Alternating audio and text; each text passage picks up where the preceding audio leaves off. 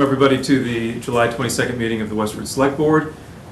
We will open as we always do, celebrating the Pledge of Allegiance, tonight led by Noel.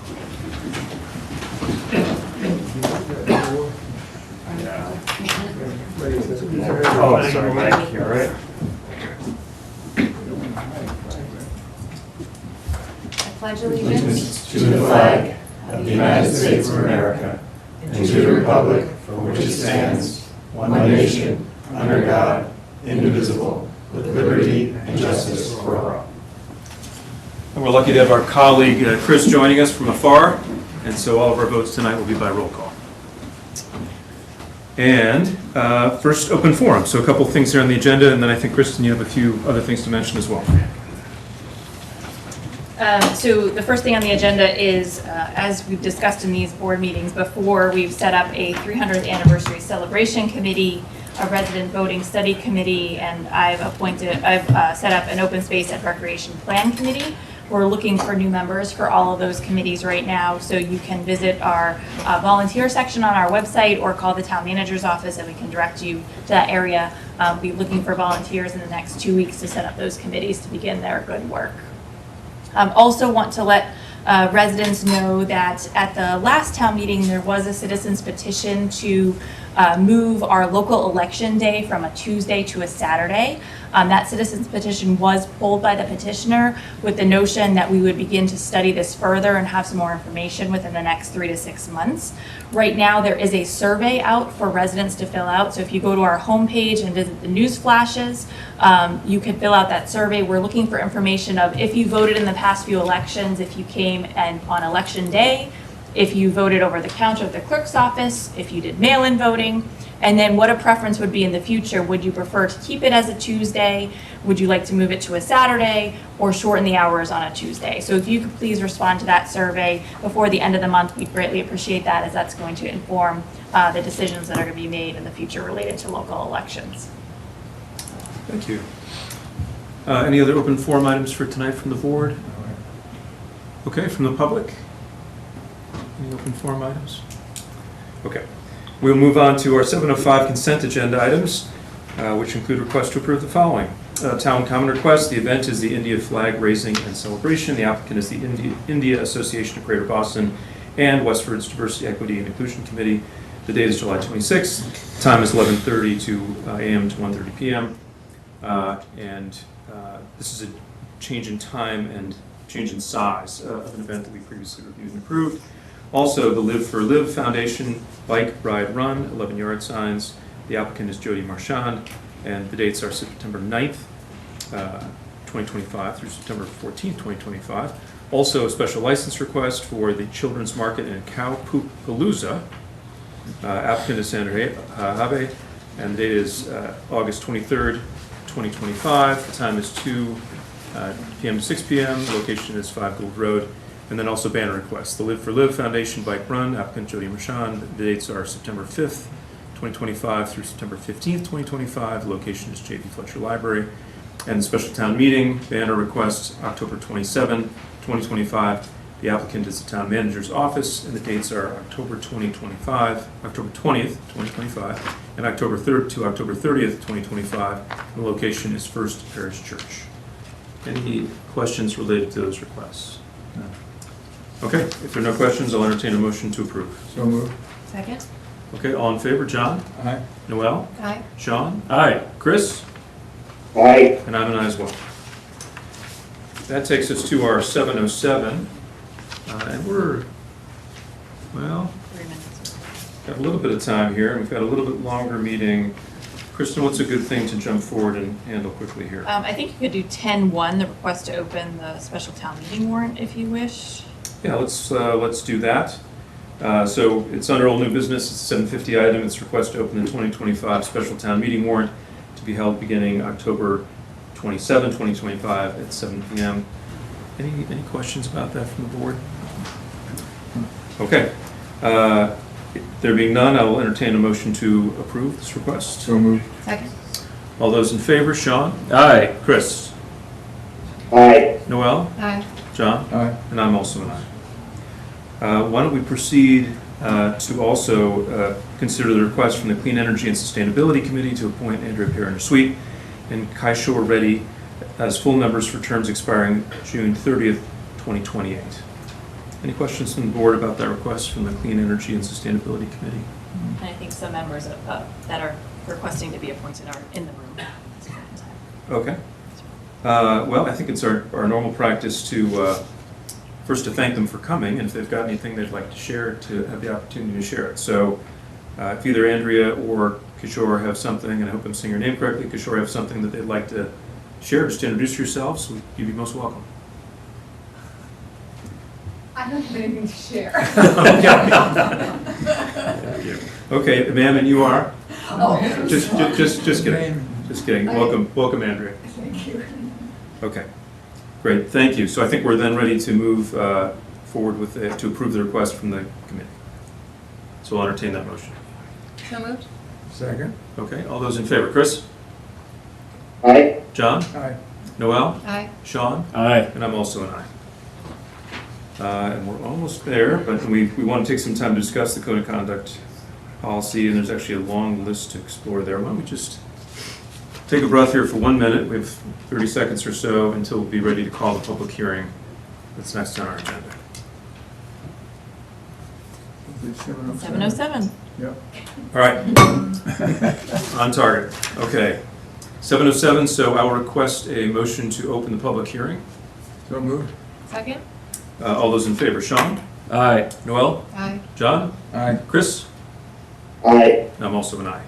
And the public hearing tonight is to approve a transfer of the Mass General Law, Section 15, all alcohol retail package store license from WF Wine and Spirits Corp., doing business as Westford Wine and Spirits at 9 Cornerstone Square, to Westford Wine and Spirits Corp., DBA Westford Wine and Spirits, located at 9 Cornerstone Square.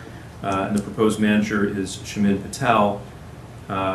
That sounds like basically just a renaming of the parent organization. I'm not sure. Any questions or discussion around that public hearing? I'd just like to know if the proposed manager or representative from the store is here, they can come to the table.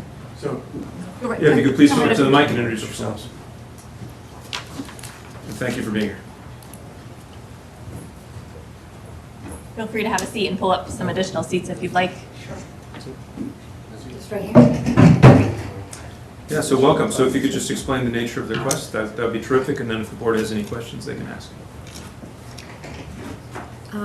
So you're requesting a town license. If you could please introduce yourselves, I'm sorry. Oh, I'm sorry, yes. Yeah. My name is Rinku Master.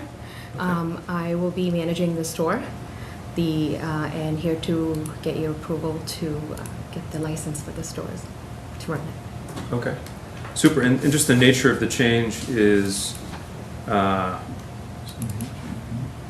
I'm just trying to understand what the change is. it's a purchase and sale. Yes, Okay, so it's a purchase and sale between Yeah. two parts. Okay, correct. thank you. Are we aware of anything? Is everything in order? Yes, the clerk has License signed off request? on the memo and everything is in order. Okay, great. Are there any questions for the applicants tonight? Okay, with that, I will entertain a motion to approve the transfer of the Mass General License 15 as described in our agenda. So moved. Second? All those in favor? Chris? Aye. Sean? Aye. Noel? Aye. John? Aye. And I'm also an aye. Thank you for being here, and thank you for doing business in Westford. Thank you Thank very you. much, Thanks. appreciate it. Best of luck. And thank you. I will take all the help I can get. I have a history of forgetting these things. So I will now entertain a motion to close the public hearing. So moved. Second? All those in favor? Chris? Aye. John? Aye. Noel? Aye. Sean? Aye. And I'm also an aye. Okay, we will now move to our 7:15 item, which is a joint meeting with the Library Board of Trustees and Permanent Town Building Committee to approve the standard construction testing contract for the J.B. Fletcher Library project. And I think we've got some members of the committee here, if you'd like to come up and join us. And I will promote several of them as well to Okay. panelists. I know we're a little bit early in the timing, but I believe that they're all here.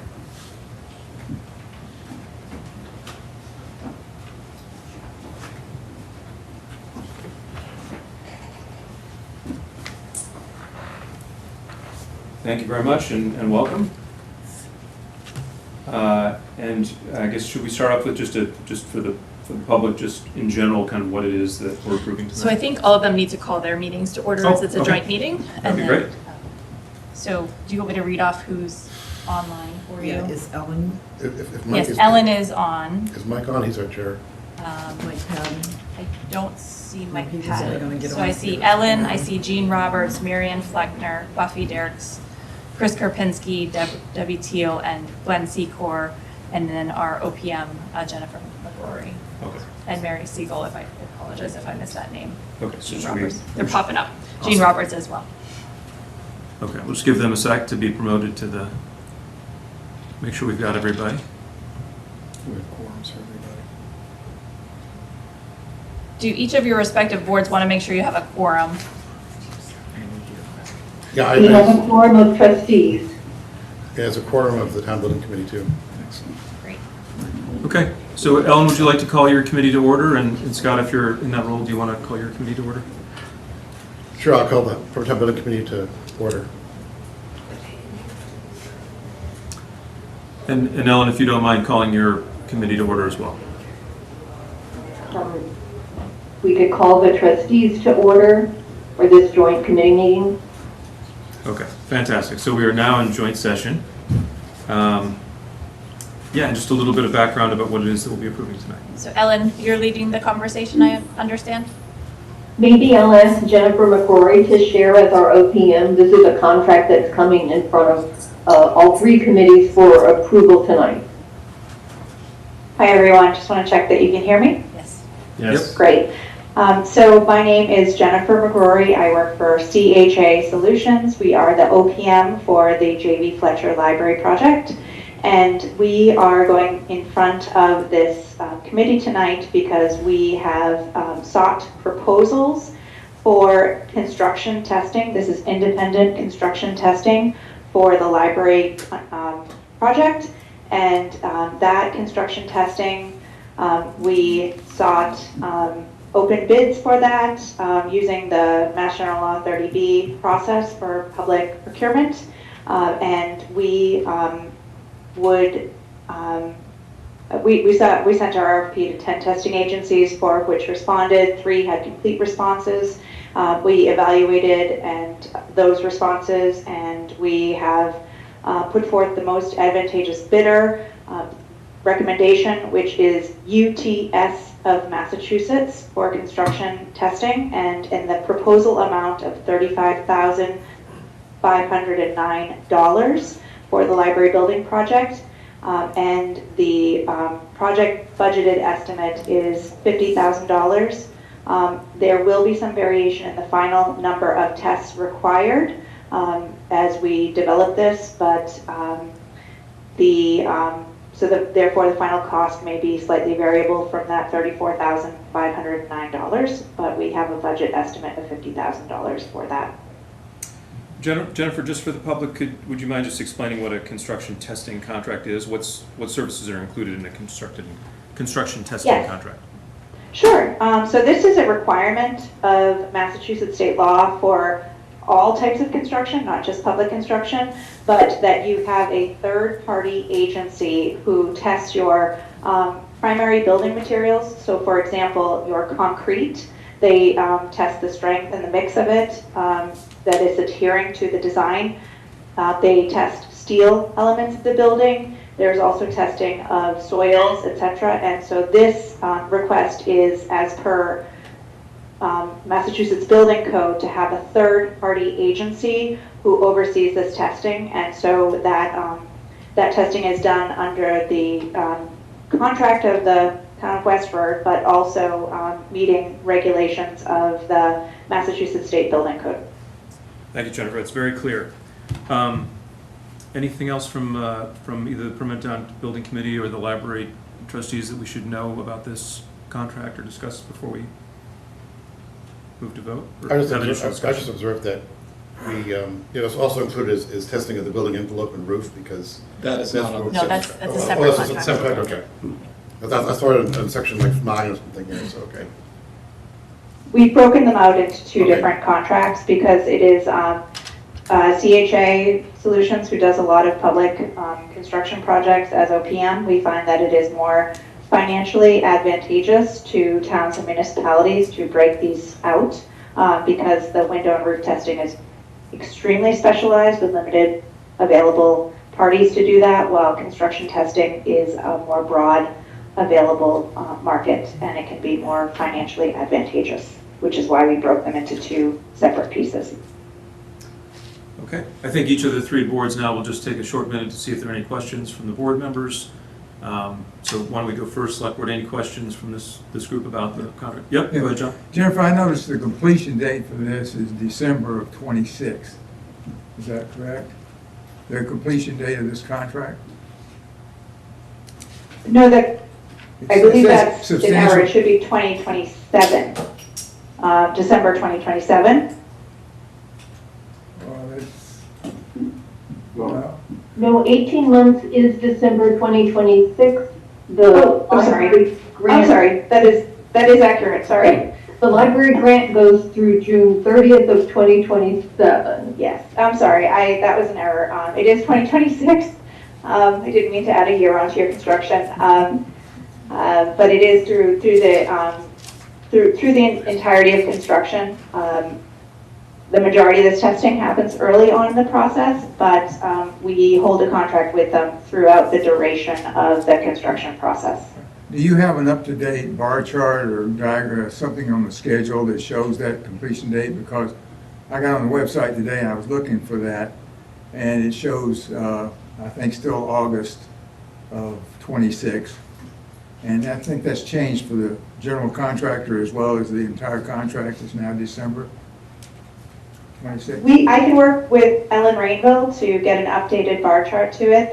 The construction schedule is based on, we have contracted with Hutter Construction Corporation, and their construction schedule began on the day we signed the notice to proceed, and they have 550 days from that time period, and that 550 days is actual days, not business days.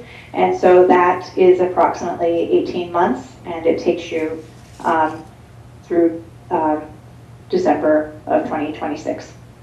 But we can, I will work with Ellen to get an updated version. We have been working on the library project website and adding updates to that as we are now, as most of you may know, we are officially under construction, and there's a lot going on at the job site, and so we'll make sure that an updated construction schedule is available to you. Okay, We realize it needs both a new schedule and the updated budget now that we're dealing with real figures. so So thank you for your patience. when was the notice to proceed date actually? When was the notice to proceed date? John is asking. And just, John, does this relate to the topic that's on our agenda tonight about this? Well, Construction okay, testing then, the other question I had then is, this is a unit price not to exceed contract? Is that correct? Unit price not to It exceed? is a unit price contract. It is not a not to exceed contract. It is set up as a unit price contract. So we have the testing, all of the different testing types that are required, and it's through a variety of tests and materials. Yeah, I understand And that. we have a unit price available for all of those. We have, we will perform the required quantity of tests that may be needed for concrete, but at this time we have some estimates of those, but we do not have a precise number of tests. It's often that a field condition may require an additional test, or so the contract is for a variety of tests, and and we have a unit price available that they will honor to that, and that is a typical process for municipalities across Massachusetts. I guess I had just one more question. If it goes above the 35,000, how is that authorized? In other words, if the unit prices go through and you've gone through all the concrete tests, roofing and reinforcement and all that stuff, and it's going to exceed 35,000, how is that handled? Do you have that approval authority? I do not have that approval authority. No, so I the- believe it would be. The budget, the line item budget is $50,000. Understand. As Jennifer stated, bid came in at 34,000 and change. They are saying that there may be some variability, so the select board may want to authorize a contract amount up to a certain dollar amount. And Jennifer, I may ask you for your recommendation, and if we were to go above that, that would have to come back to the select board as it would be a contract amendment. Okay. I guess I would be inclined to proceed with what they've requested tonight. So the I'd like to concept- get Jennifer's feedback on Okay, what Jennifer? you think would be a good. We would like to request the authorization for $50,000. That is a budget established that is based on historical data of library projects of similar size.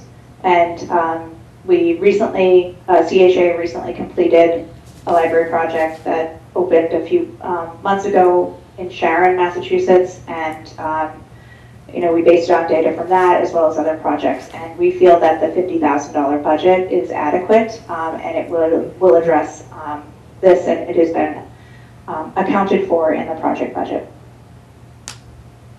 Okay. Well, You all set, John? if we're going to do that, then we need to know where the approval level would be.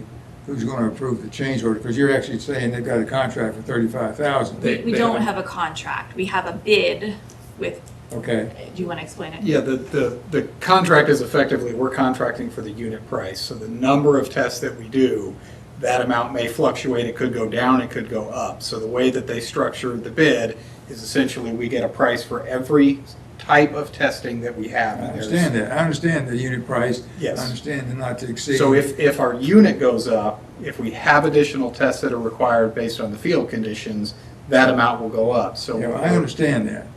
I understand all of that.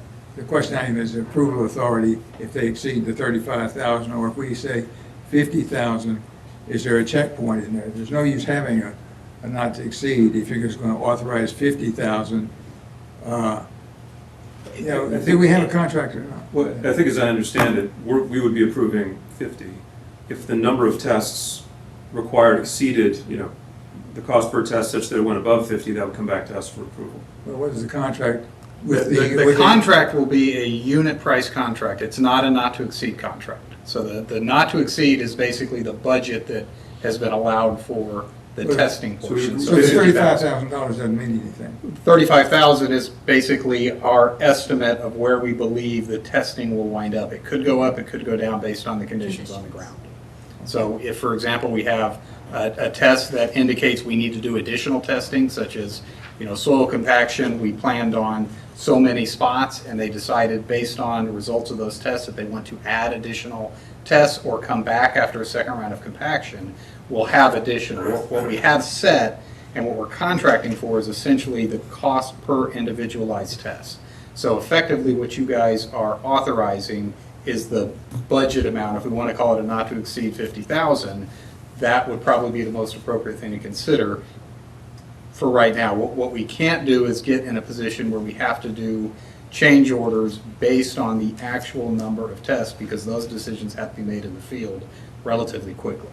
So just for perfect, okay, so I think we're clear. So just for perfect clarity, we're going to be voting, are we voting on two things? One is the not to exceed, and the other is the actual approval of the contract that specifies the cost per test.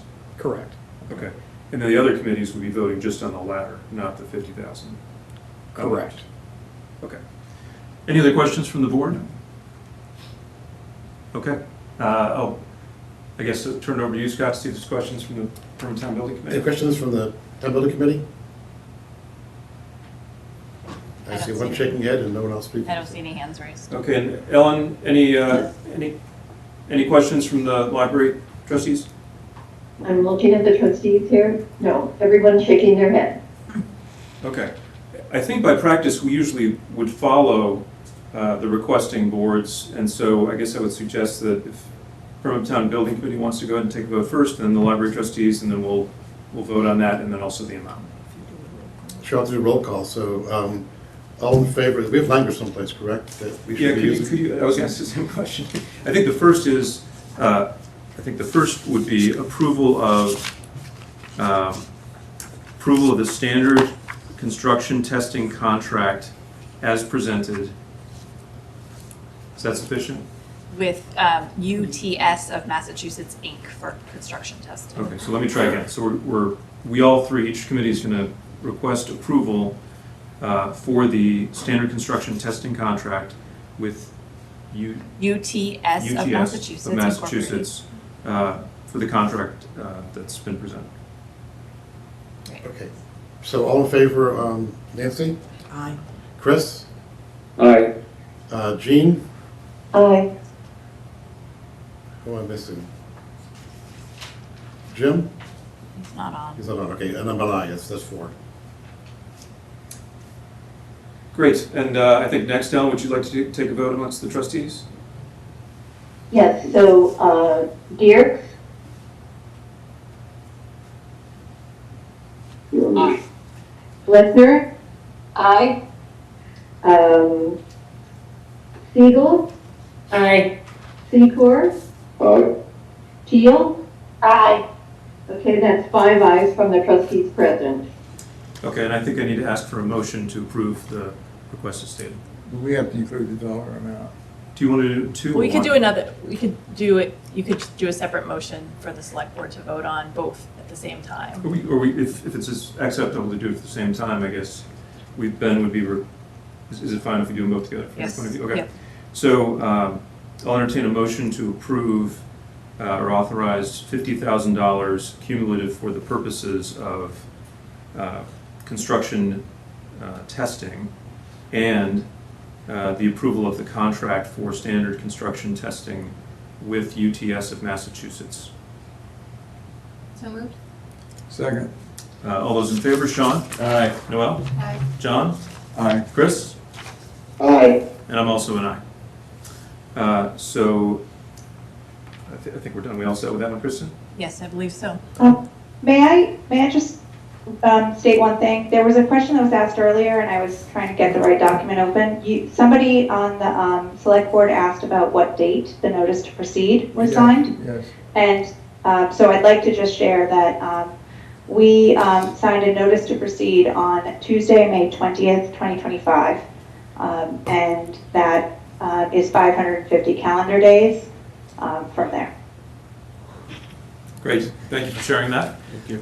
So I think if there's no other business on this issue, the Permanent Town Building Committee and the library trustees can adjourn themselves. Yes, Okay, and do they need to do a roll call vote for that purpose? they should. Okay. Okay, motion to adjourn from PTBC. Second. Nancy is a motion, Chris second. All in favor, Chris? Aye. Nancy? Aye. Jean? Aye. I'm an aye. Thank you.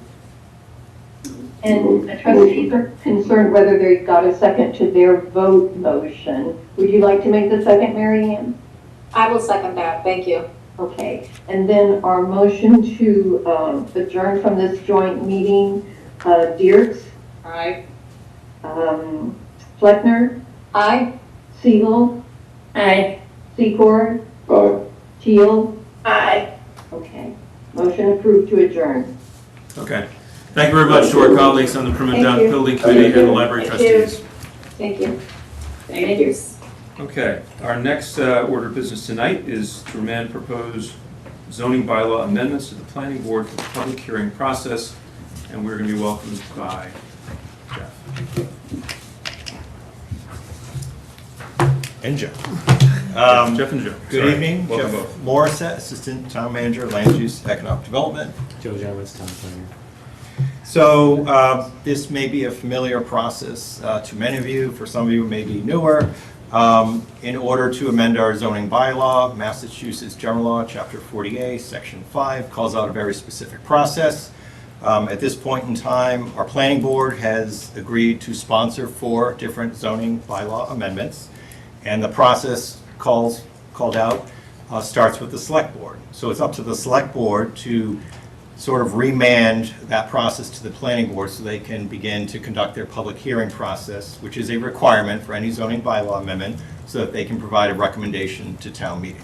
So before you tonight, there are actually 5 on your list, but at last night's planning board meeting, they respectfully requested that they would like to delay taking any action on item E, which is an amendment to various sections of the zoning bylaw to add provisions for ground-mounted solars. They're not opposed to this amendment, they just feel that there's additional information forthcoming and that they'd like to be in a better position before they begin that public hearing process. And they suspect at this point they would prefer to bring it to the spring town meeting, so they do request that you not remand that particular one to them. The other four relate to amending section 9.4 of our bylaw to create a tiered site plan review process.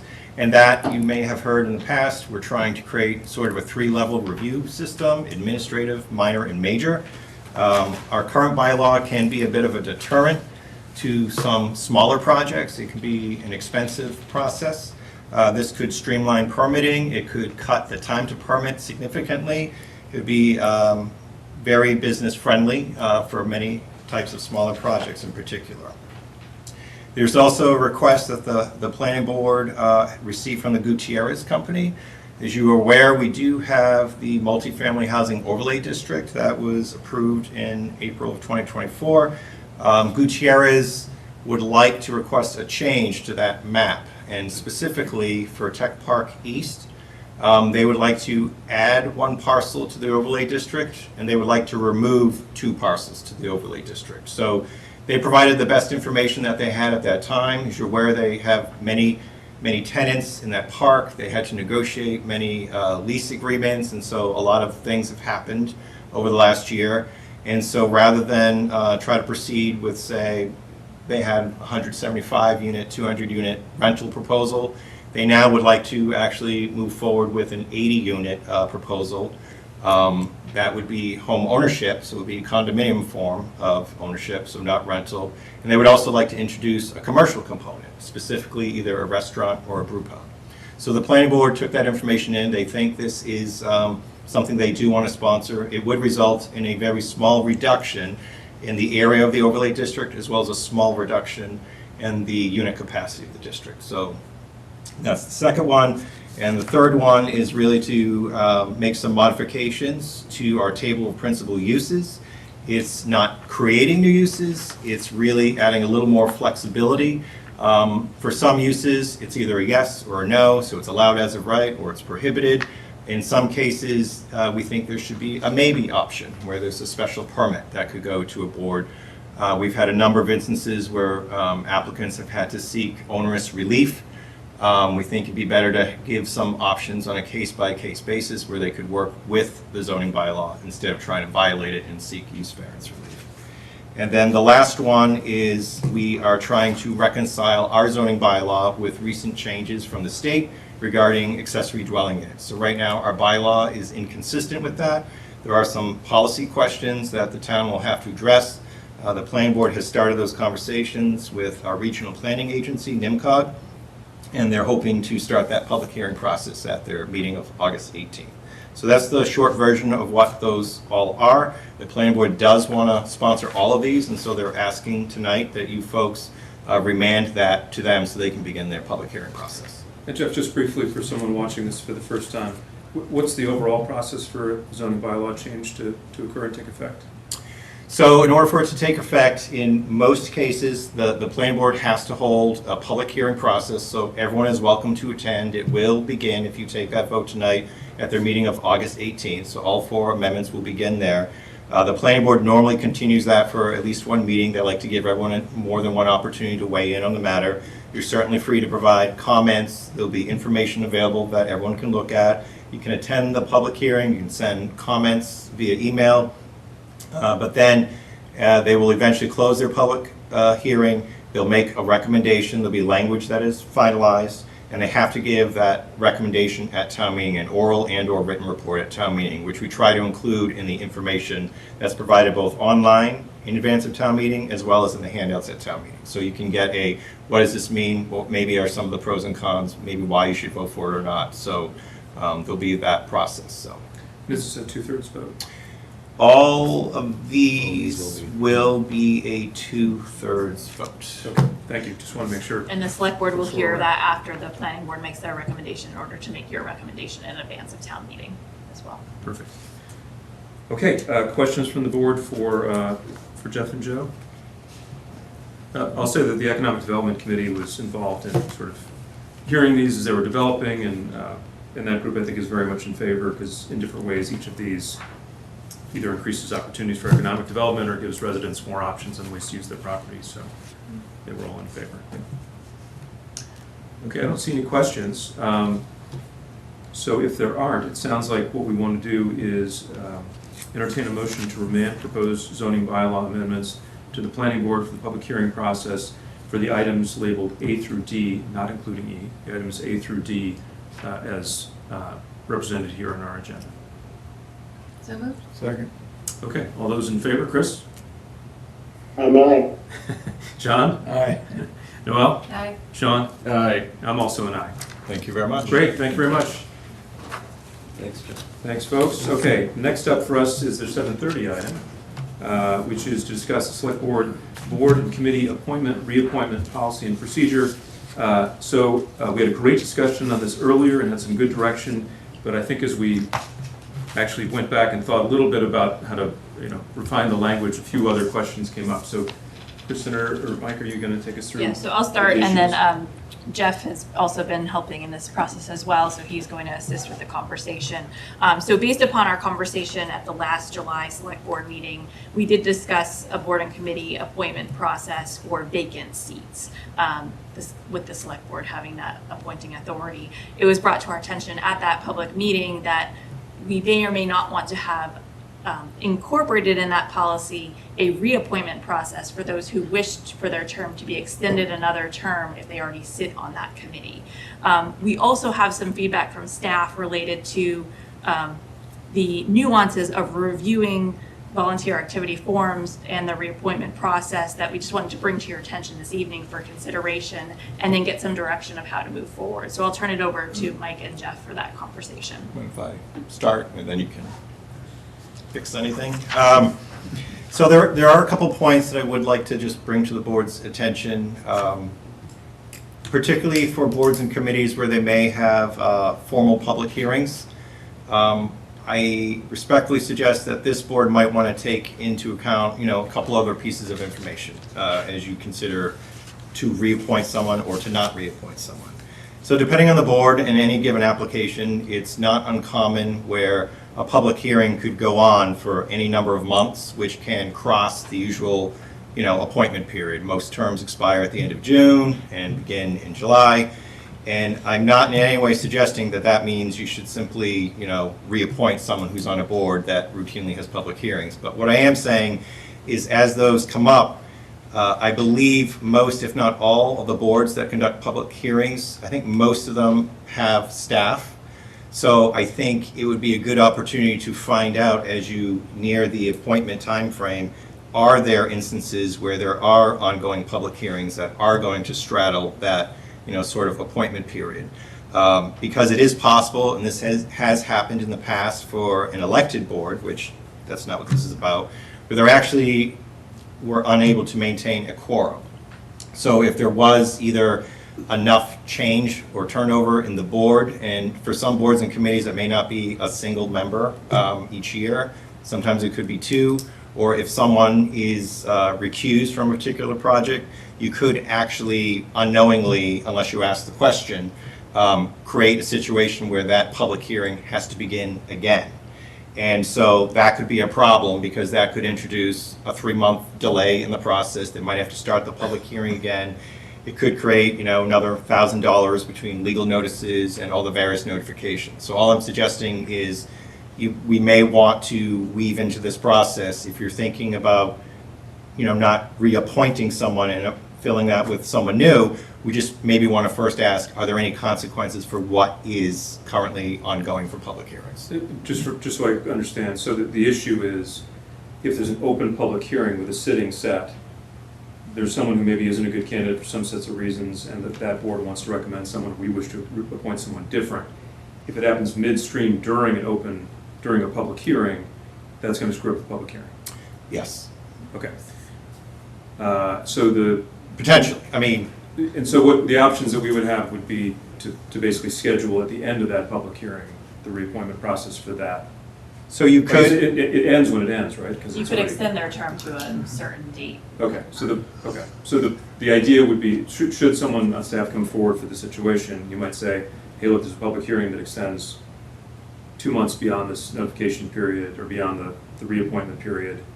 So you would like to basically have that person sit for the full period of the public hearing and then address the issue of whether that person stays or there might be a replacement afterwards. so that is a possibility. All I'm suggesting is you could potentially, on a case-by-case basis, delay either appointment, have a different effective date, or there could be other options that we could explore with council. I know in some other extreme cases where, say, a sitting board, say 3 members are conflicted out, there are sometimes other arrangements that can happen, but that's kind of extreme.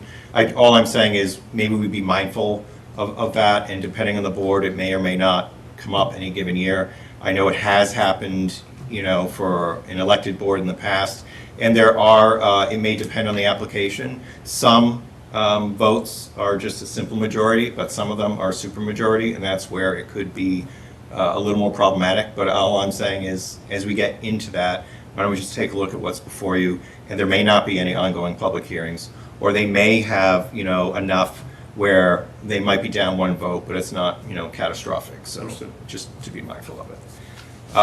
And then switching gears, the other point I wanted to make is soliciting recommendations for an existing member on a board or committee. I think that it could be a little awkward at times because you have, presumably that person, that candidate, may be recusing themselves from that vote, although maybe they're not required to. That's a question.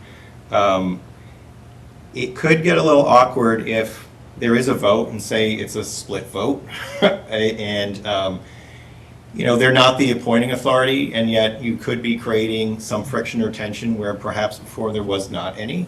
I don't know if it's worth considering or not, but maybe something to look at is the attendance.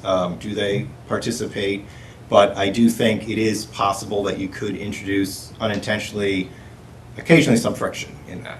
It could be a little awkward where you're sitting at a board and you're talking about one of your members and you're saying yay or nay. That could be a little awkward for some folks. Okay. So just one other question, those are the main things you want to raise? Those are the 2 main points that I have. Okay, so I just have one other question, and then I definitely want to go and have I think questions. Mike do you have anything Well, else to add? I think- Do you want to ask your question first? Well, my understanding was at least part of this was, is there really a separate process for reappointment than for just an appointment? So in the past, we've been thinking that somehow there was a slightly different way that you might review it, but I guess under inspection, it was sort of unclear why there would be a difference or what the difference would be. So imagine a case where you've got someone sitting in a term that's ending that is interested in being reappointed. I think one way this could work is that basically they say they're interested, there are other people that are interested, all the people that are interested show up in the packet, there's an agenda item for that committee to discuss, they make a recommendation to us, who are the appointing authority. So sort of the question for the group is, do we think there might be some separate, like fast track? In the past, we'd sort of entertained the idea that it was going to be somehow a little bit different for reappointments. Like you might just check on their attendance, you might just see if the board or other members felt like they were making a contribution. But at least for me, upon thinking about it, I guess I wasn't sure why there should be 2 processes. Why isn't it always the case that when a position's open, whether the person wants to be reappointed or not, you do the same thing, you review everyone that's expressed interest, and then the committee, has an agenda item where they talk about it and they make a recommendation. So that, I guess, is that part of what we need to decide tonight? I would add to that really a request for clarification on what really is the deliverable that the select board wants in considering either an appointment or a reappointment. Are we directing, or are you directing the boards or committees, say in the case of the sitting member that desires reappointment, would you be getting the recommendation from that chair along with all of the other people that are interested in serving? Because that, like Jeff said, you open up an awkward situation, and you as the appointing authority, do you want to see all the people that are interested in serving on on a seat that may be coming up for reappointment. So my understanding was that all the people that were there and any minutes from the review and discussion from that committee would live within the minutes and the meeting packet of that committee. I'm not suggesting a massive process change where all of a sudden all the candidates for every committee appointment come here and are reviewed individually, and that enters into an agenda discussion for us. I think what we're trying to do, at least my understanding, is what we're trying to do is clean up the issue where if an individual committee has someone sitting in that seat and other people have expressed interest, that committee goes through some process to fairly consider the other people as well that have expressed some interest. Not that we would suddenly shift the detailed applicant review from where it currently sits into our meeting. Is that a correct understanding of your question? Yes, and then I guess where Where the appropriate place is for that detailed discussion of an applicant. Is it with the appointing authority, or is it with a board or committee that may have a member that's part of that group being considered for a position? So we could consider sort of a more wholesale change of the way it works today. That's not what I was thinking, but we could certainly discuss that amongst the board. I think my thought was we just wanted to ensure there was some good practice and good consideration at the committee level, where maybe it hasn't been so explicit in the past. But that's a decision that we all get to make, so I'm just stating what my understanding was. So if we've heard was there anything else, Mike, you wanted? No, I mean, I think depending on the answer, it will inform how we structure the policy and also the time that we need on the back end to get all the information out, notify boards and committee chairs, et cetera. But we really don't have a dog in this fight, so it's up to you guys to tell us what you want to see, and we will memorialize it in policy. Okay, so I think the things we have to decide are, where does the detailed review, consideration of candidates occur? Does it stay as it is now, or are we entertaining the idea of it changing somehow and coming to be with us? There's the question of, is there really a separate process for reappointment, or is it just whenever there's a committee term that ends, there's the same process for everybody, whether the person in the seat wants to be reappointed or not, is interested in reapplying or being reappointed or not. And then there's the sensitivity, to Jeff's point, around if they're in the middle of an open hearing process, there's an additional thing to consider because we don't want to disrupt their work by midstream having them lose a position and failing at quorum, or just not having people who've been part of that discussion continue throughout. So let's have questions. Yeah, John? Well, I'm concerned that this is getting to be more like a hiring process than it is a committee process. In other words, you have volunteers out there. We're looking for people to volunteer for committees.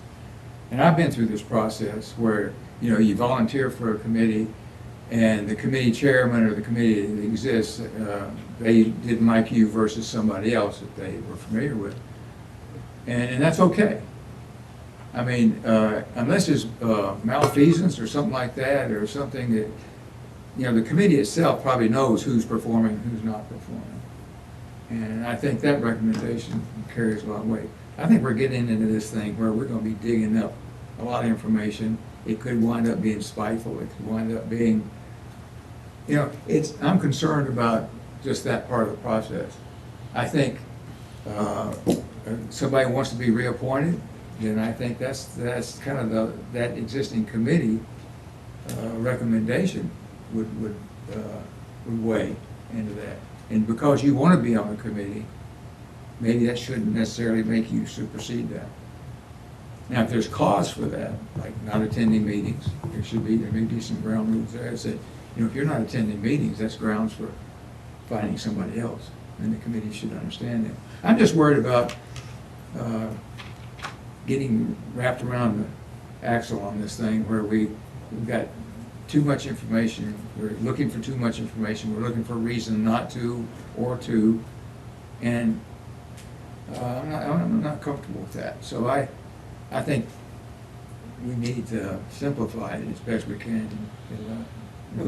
There's certainly the opportunity to not make a change, just proceed with the status quo.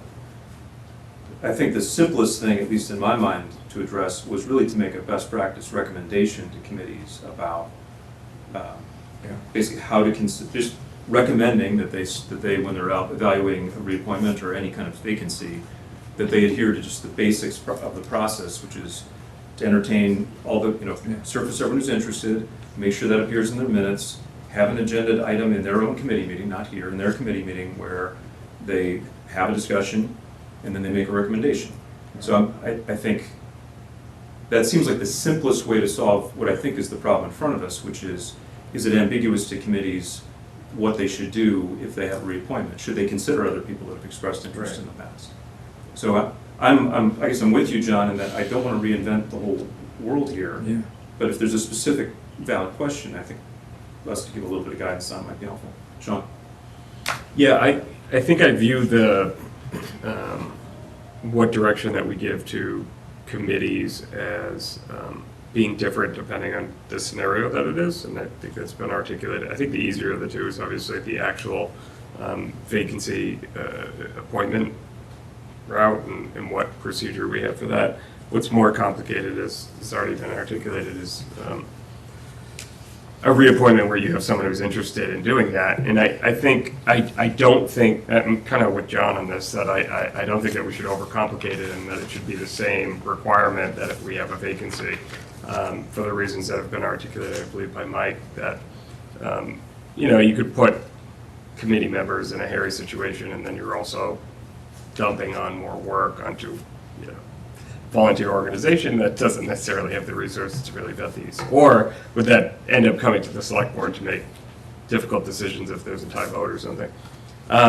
So I think if we are going to give suggestions, maybe it's that the committee shall consider certain things, right?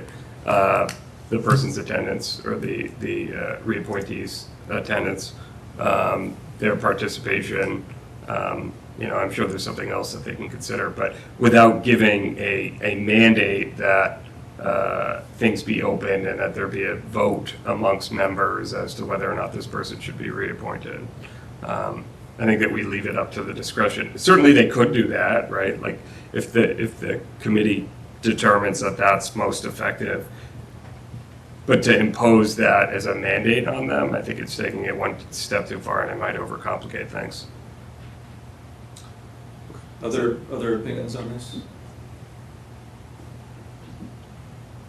Yeah, Tom, Chris? if I may. Yep.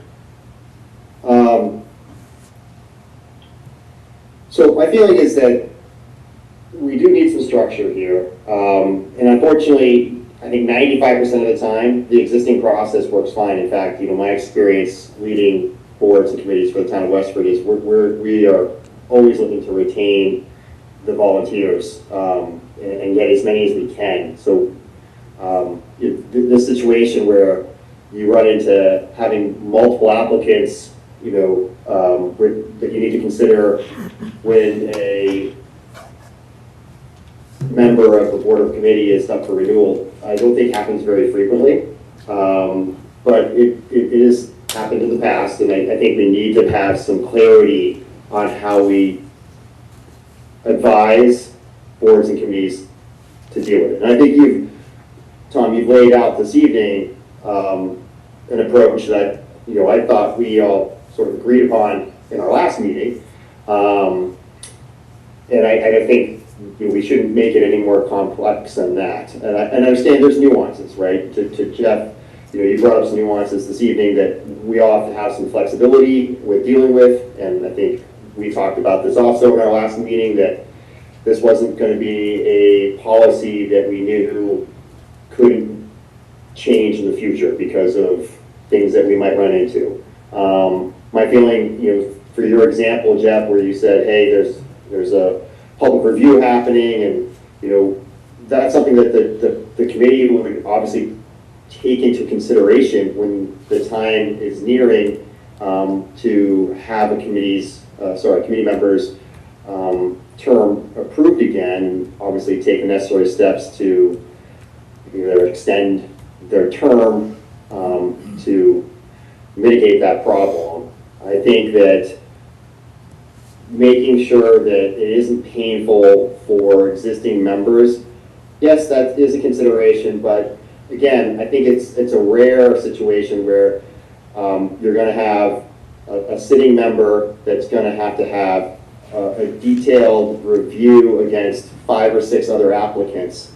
And if we get into that situation, then I think we need to have some structure around how to advise those committees to deal with it, regardless of how painful it might be or embarrassing. I think you still need to have some policy there.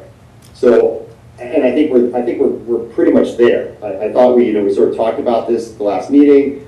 We approved this document as we amended it. There was supposed to be a paragraph or two regarding the appointment process, the reappointment process. So, I don't think there's much more work here. We've talked about this quite a bit, and I would think we should, as Tom, you've laid out sort of the direction of this evening, I think we should just move forward with where we originally had landed, I thought, last meeting. So, I guess this is back to you, Kristen and Mike. So, if we decide to take sort of the simplest course, not re-engineering the whole way this works, but the simplest course, which is basically to say, we recommend that when you have an open position, you identify all the people that have expressed interest. Those people appear somewhere in your meeting packet or your minutes, and that there's some agenda item where you, basically review the candidates before you make a recommendation. If there is a logjam situation, if the committee's not able to make a recommendation, that could come before the select board because that's sort of an exceptional case. So you're talking about the reappointment process? I'm talking about both. I don't know that there's a difference. Sure. I just wanted to be clear. Yeah, I'm thinking the simplest possible guidance we could give really for any time there's a seat that reaches its term and is going to start either with an existing reappointment or somebody new. Either of you have questions on that? Does that simplify things or answer questions that you have? We'll probably want to look at the template a little bit Right. that we have and just, we won't be following that exactly for reappointments in terms of the template that you guys get, because it won't be a new interest if it's a reappointment, but we can work through that. Yeah, I think if the committee deliberates and they have access to everyone who has expressed interest, including the incumbent that would like to stay on, and they make a recommendation, that it'll show up to us more or less in the way it does now. I think the problem we're trying to solve is just for a reappointment, is it an appointment for life? Like if someone is in the seat and there are other people interested too, what happens? And I think what we're saying is we should collect the people who are interested, and that committee should review it before they make their recommendation. It's just that. I agree. Okay. Any other questions or guidance we want to give to Mike and Kristen on this? Well, I just think you normally defer to the chair of the committee that's asking for. Yeah, but typically we normally defer to them. Right. And absent any kind of cause, whether it's conduct or criminal offense or whatever, then we would normally go along with it, I think. That's certainly been our practice. Yeah. Yeah, I mean, we certainly respect people who put the time into those committees. Okay, I think we're okay on that topic for now. Okay. Can the community ask a question? Yeah, please, come on. Wendy Lloyd, 16 Pleasant Street. I've just noticed on the resident activity form, it's just a free form remarks, and it's hard to weigh different applicants because I looked at Chelmsford, for example, and their blocks that they provide to an applicant is relevant experience, education or special training, previous committee position held, and then they do have a free form remarks. I feel like Westford kind of is what we get is all over the board because it's just an open remarks field and it doesn't direct people to provide us with those kind of things that would be relevant to helping weigh apples and apples. Okay, thank you. Thank you. It's a good point. So maybe we can take it under advisement that we may help the committees by asking them to pull specific information out of the form. Yeah, or they could have those discussions in public. Sometimes people Sure. are hesitant to put that information out because maybe they don't have a degree or maybe they don't have specific experience, but they're still interested. So I can see why ours is generic because it's less of a barrier for volunteers. Yeah. Where Chelmsford may seem like a barrier for people, may not, but maybe when the committees are having their conversations, they have those specific conversations. We could provide that guidance, but I'd be looking for the board's thoughts on that as well. Yeah, I think I would just take that as a useful input. Sure. I don't At least I wouldn't propose another action. Yeah, and I don't think it's overly difficult. I mean, I'm looking at the volunteer activity form right now, under the narrative section. You could just put, like, for instance, Just more of a description. just what you anything could to include. give the user an idea as to what they should be putting under narrative, right?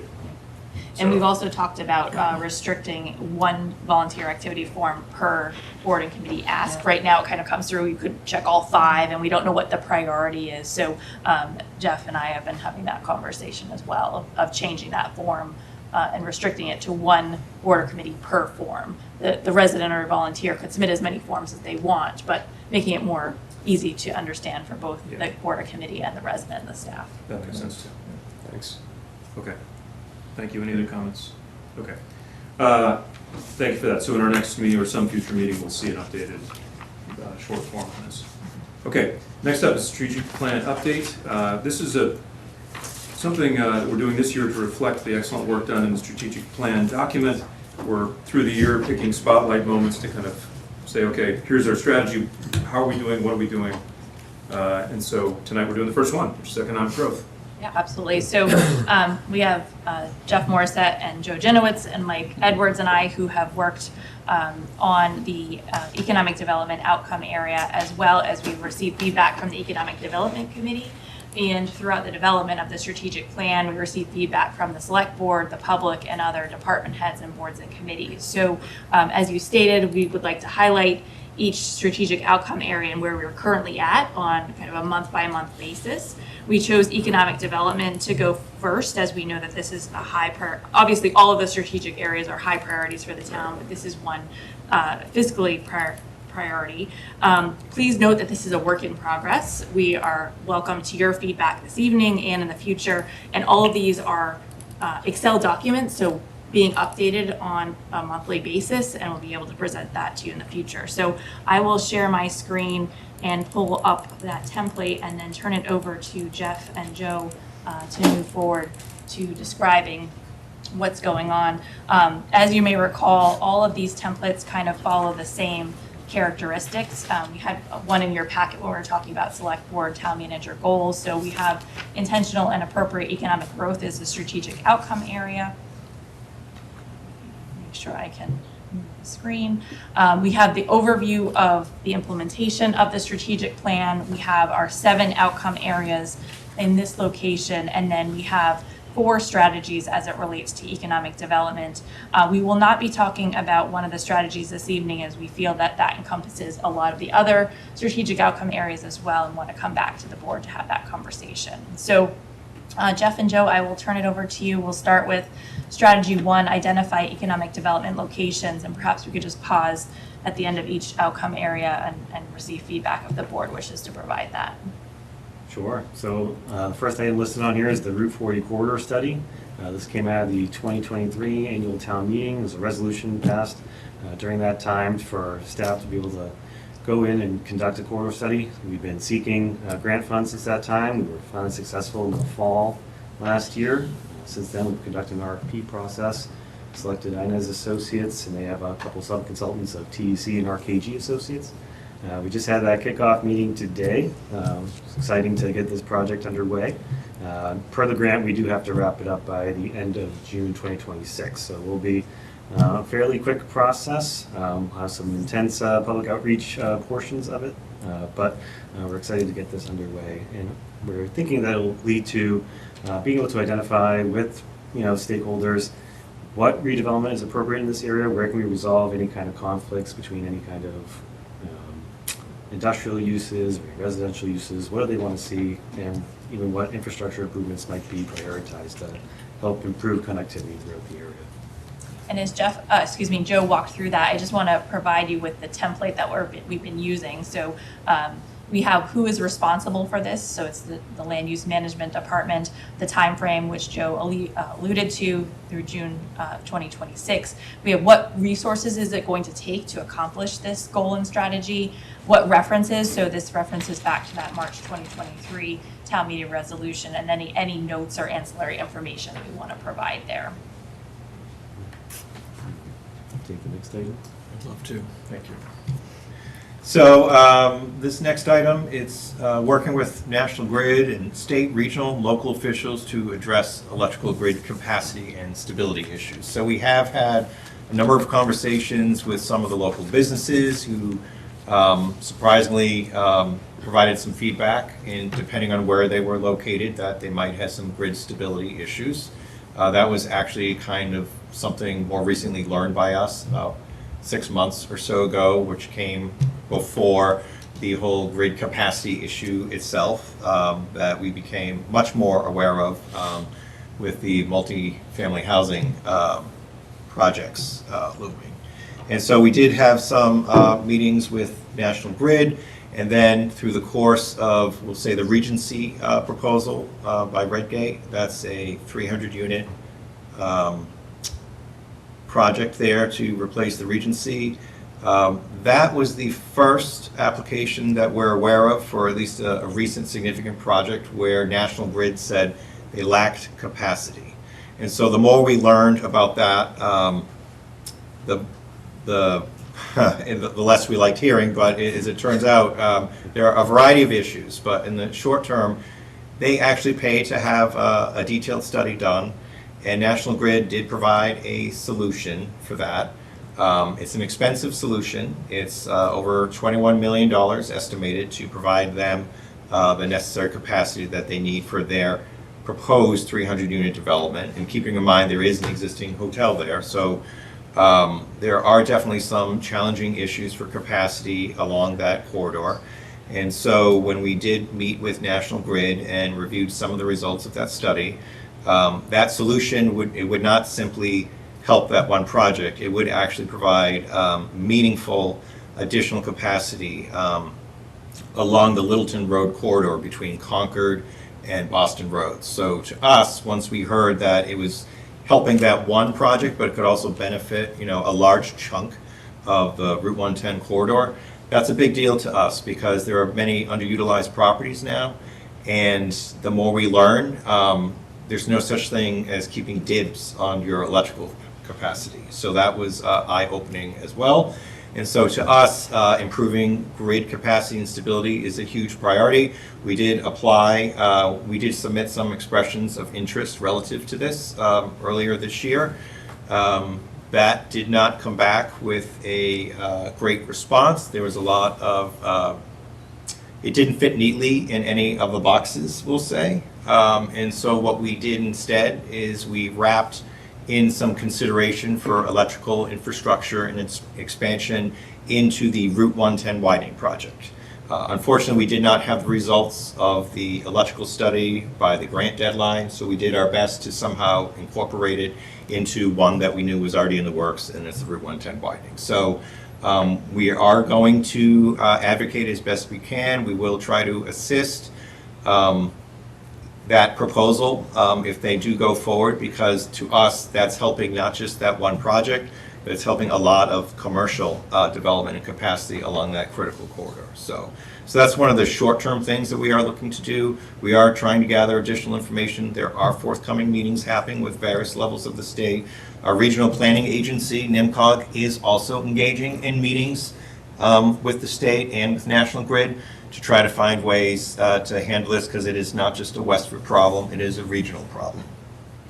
So that's the short version. I wish we had more specifics, but we are dealing with utility companies, state, and a lot of new information every month. So one might think that it would make more sense to provide capacity from, say, the Boston Road substation. That's not in the cards. Apparently, the Concord Road substation is the one with the available capacity, and there were other issues with the Boston Road substation, which may or may not have led to some of the customer complaints about stability issues. So Grid is looking at this. They do have a solution, and on one hand, we would be hopeful if that one project did move forward, because it could really benefit a lot of Westford and the Grid issue. So. And they should hopefully know within the next few months of whether or not they will move forward or not. It is a matter of timing, not just with whatever agreements they have with the property owner, but also can National Grid advance the design and project far along enough that they can guarantee that they'll have power available to the Regency site by the time they're ready to occupy any kind of redevelopment over there. A utility company isn't going to guarantee a time frame for, there are a lot of honest variables. So there may or may not be a project, but we should find out hopefully over the within next 2 few months. So. So item number 3 on the list here, redevelopment 12 North Main Street. Recently completed a market study and wastewater study for the property that will be sharing out with stakeholders very soon. There's also ongoing cleanup activities out on site. You may have noticed it seems like it has stalled a little bit. That's because it kind of has, unfortunately. And that's due to some EPA funding getting held up by the Department of Government Efficiency. So while that process is going on at the federal level, unfortunately, we're in a little bit of a holding pattern, allowing that work to continue on. So hopefully that's something that's resolved soon, but in the meantime, we did apply for 2 additional grants through the Community One-Stop Program, one being tackling building stabilization to kind of move forth that vision that you all saw, and a partial demolition, partial preservation strategy for the site. As well as looking at Graniteville a little bit larger versus just 12 North Main Street. So looking at more of a neighborhood study, incorporating properties along Broadway, River Street, 4th Street, Bridge Street. So trying to take a holistic approach at really the Graniteville neighborhood. So that kind of ties into item number 4, which is the village revitalization studies. I won't necessarily say Graniteville's the template per se, but in the 2009 master plan, there was an item in there to take a look at our village business districts. You can think of Forge Village, Namhasset, identify what could be helpful to promote development over there, get better access for residents to the resources over there. But we want to make sure that we're tailoring any kind of plan for each neighborhood to that neighborhood itself and what the needs are. We don't just want to have a one-size-fits-all strategy. But we're looking at Graniteville as kind of the first or pilot or whatever you want to call it, kind of evolving from just 12 North Main Street proper out to a larger area of Graniteville. So, right, one simple example could be like maybe zoning could allow for, a commercial activity on the ground floor and residential above. So it's just trying to keep it village oriented and creating some opportunities there. Thanks, Office and Building. So throughout the multifamily housing zoning initiative, which was a 2-year process, we all identified, existing office space. Some of it was vacant, some of it was underutilized. That was a major issue. And while the MICMOD, the multifamily, it was one option to try to address that. Some of the areas were specifically targeted because they did include some what folks may consider underperforming properties or longstanding vacancies. That is a very valid tool, and if Gutierrez is successful with that zoning initiative, I think you'll get a little bit of housing, a little bit of commercial development, and that's probably what a lot of people had in mind and hoped for with some of this. But we think in order to be successful with this, we really will have to employ a variety of options, not just one. That was the first one. So one of the things we're looking to do is we do have benefit of our current economic development consultant. We will be looking for other examples of some success stories in other communities, specifically in Massachusetts. We've already been doing some reach out and look-sees at, what have some conversions been or what has some of the transformations been that have been successful. A lot of them have actually been multifamily housing, but we don't want to have just one possible solution, so we want to look at a variety of uses and things that might make sense for Westford. Every community is different. As you know, we don't have municipal sewer, so we want to try to look at those things that make a lot of sense. We will be working with our consultant for that. We also, our Economic Development Committee, they've been reaching out to some of the regional partnerships to see what has happened in those communities as well. So we think that would be a good starting point to at least see what has worked in other areas and then see what's the best way to move forward for Westford. So. Yeah, that ties a little bit into the next item. So looking at targeted zoning amendments, MBTA communities was one tool that we utilized there. As Jeff mentioned, we're also, just based on the Remand tonight, looking for some, modest zoning changes to try to help provide some options for economic development. One that recently came up, it had to deal with a company that was looking to move here from a neighboring community. They currently had 3 employees, and they wanted to, over the next year, increase their number of employees up to 5 or 6. Well, our zoning bylaw says if you had 4 or less, it was an allowed use in the district, but if you had more than 4, it was not allowed. So we thought, that's discouraging to think this business that wants to expand and wants to locate in town can't locate in the property that they're looking at. We don't want to punish them and have them move in, with 3 employees, but in a year from now have to bring zoning enforcement because you were being successful. That doesn't make any sense to us. So we want to try to, create opportunities for people to want to locate here and make it easy for them. So at least providing some sort of, easier process for them to do that. So targeted zoning amendments like that to try to open up economic development opportunities. So did you want to stop at each strategy? Do you want to keep going? How much more is there? I think there's not too much more. I think there's too much more. Why don't we finish and then we can go to comments? Okay, sure. So within the next strategy, item number 1, developing implementing recommendations. We're working with Trust Advisory Services. That was through ARPA funds that were dedicated to hiring a consultant for assistance. That's been something we've been looking to promote branding and marketing efforts to grow the town's tax base. Really been trying to build a foundation through kind of 2 ways. One, building out a database of all the existing businesses, existing commercial, industrial properties, making sure we have appropriate contact information so that we were able to contact, existing businesses, see what their needs are, see, what they're looking for in terms of any kind of expansion options or any issues that they're having, or if there is vacant space and we're getting inquiries, being able to reach out to property owners to see if they're interested. So making sure we have, a good foundation, places to contact for those situations. And second, you may recall from back in, I believe, January, the Discover Westford initiative was brought in front of the select board and launched on Pi Day. We had a fun event over at NetScout to really start that up. So we're looking to kind of finish up over the remainder of this calendar year, building out a resource and toolkit guide for new businesses, for any existing businesses looking to either locate or expand here in Westford, be able to lay out what resources the town has. So next item.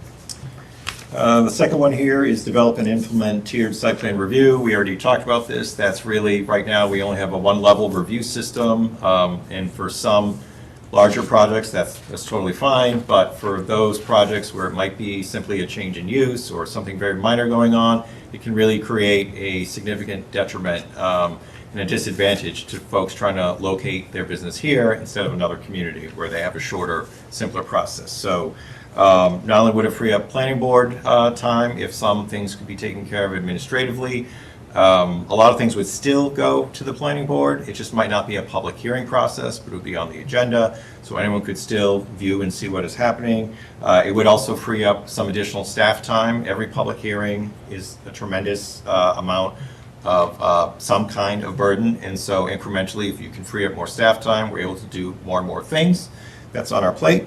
And this initiative would make us much more competitive with some of our competing communities, and it's definitely much more business friendly. And that's one of the messages we're really trying to get out there. So, next is similar. It's our building permit system. So this was suggested by our new building commissioner. We know this has been a long-term issue. It was built, our current system, it was sort of homegrown, and at its time it was amazing, but right now it is actually creating, it's very inefficient. We're looking for ways to make improvements in-house using our own technology department. There are going to be a lot of limitations, but we are trying to make some changes that are doable within our means that would make the permitting process more efficient. It would allow for swifter review. It would keep the applicants more informed.